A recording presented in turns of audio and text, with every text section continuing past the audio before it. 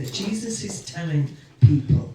Nti mu nsula eyo tufunyemu engero isatu Yesu yali kusomesa abantu be. So I want you to picture yourself listening to Jesus telling these stories. Nti nenda muwulirize Yesu ng'ayogera engero dino ng'akobera abantu. The crowd is a mixed crowd of just ordinary people. Nti teeberezaamu okuba ng'olina ekibiina eky'abantu abantu ba buliido. Maybe some business people there. Abantu abana bizinesi nga bali omwo. And the religious leaders. N'ab'eddiini bantu be abapimisa abaana lwoyo.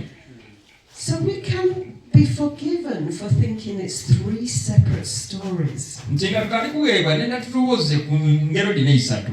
But Jesus was a great storyteller. Nti Yesu ono yali musaada mugezi wa ngero. And he's layering his story step by step. Era ng'ali kuwa engero de nga buli lugero lugoberera lwinaalwo. And he is aiming it at the Pharisees. Era ng'ali kutegeka engero de ng'alilingiriza abafalisaayo. And with each story that he tells, nti buli lugero lwagera, he's starting to make it really obvious that it's about them. Era ng'alulaga nti kyangu ino era nga lutegeeza bo beene. So we have the lost sheep. Tulina endiga eyabula. 1 out of 100 sheep is lost. Nti endiga ndala ng'ebuze mu ndiga 10 ebuze. And then we have the lost coin. Era twabona epeesa eribuze. 1 out of 10 is lost. Era kirala ku 10 nga n'ekibuze. And then we have the lost son. Era tulina omwana abuze. 1 out of 2. Omulala ku babiri ye n'abuze. Byonna biri kukubula. He's tightening the focus onto the Pharisees. Era ng'atayira essira lye ku bafalisaayo. So we have a different kind of being lost in these three stories. Era tulina ebintu ebibuze eby'endawulo bisatu mu ngero luno. The sheep has just foolishly wandered off. Nti endiga ebuze oba entaama ebuze egire bujje yabulira eyo. The coin has been misplaced. Nti eno akasente kano kabulire kwegamba tolitayiga akatayire. And the son is lost through rebellion. Nti ate omwana ye yabula lwa kudeema. 3 different ways that people can be lost outside the Father's will. Nti engeri isatu abantu ne babulamu okuva mu kwenda kwa Katonda. So we see the shepherd going to look for his sheep. Era tukubona omulunzi ng'era ali kujja okunoonya endiga ye. And we see the woman diligently searching for the coin. Era tukubona omukazi era agemye olweyo aliko ye mu kisenge ne mankulise anoonya ekinusu kye ekyebibiri. The searching Nti okunoonya is initiated by the one that owns the object. nti kutandikibwa n'oyo mwene kintu ekyo okunoonya kwe kutandikirako. And when it is found, there is great rejoicing. Nti era bw'akifuna gabaawo essanyu ly'amaanyi. You see, God is always the one that initiates the searching. Nti era oli kubona Katonda n'atandika okunoonya omuntu.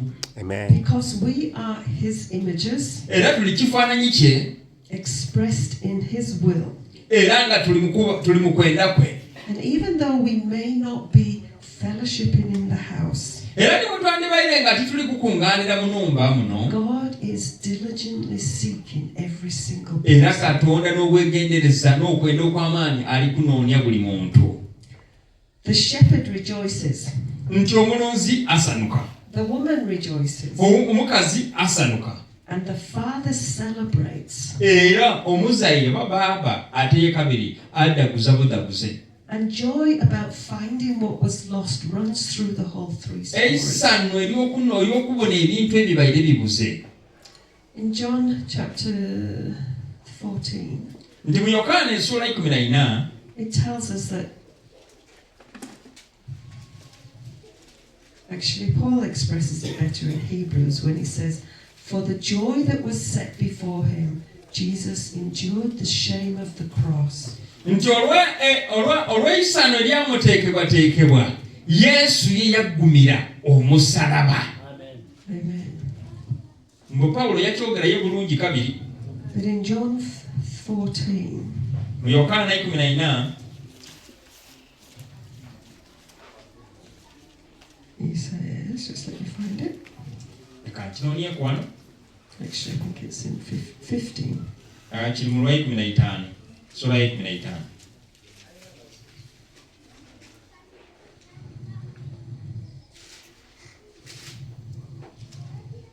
Don't you love, I'm just sidetracking a little, but don't you love verse 7 of John 15? Nti Yohana 15:7 It says, if you abide in me and my words abide in you, ask whatever you wish and it will be done. nti okuba nti bwe mubeera mu nze n'ebigambo byange ne bibeera mu mmwe musabenga kye mwagala kyonna kinaabakolerwanga. I could sidetrack into teaching about that, but I will restrain myself. Mbwatatwali bakayi n'asomesa ku kino aye alikwenda asigalegedde lutandikira naye mukayi kino kyona gakitandikako asobola okubula kuba kyona kimugema ku ino. So John is writing Jesus' words.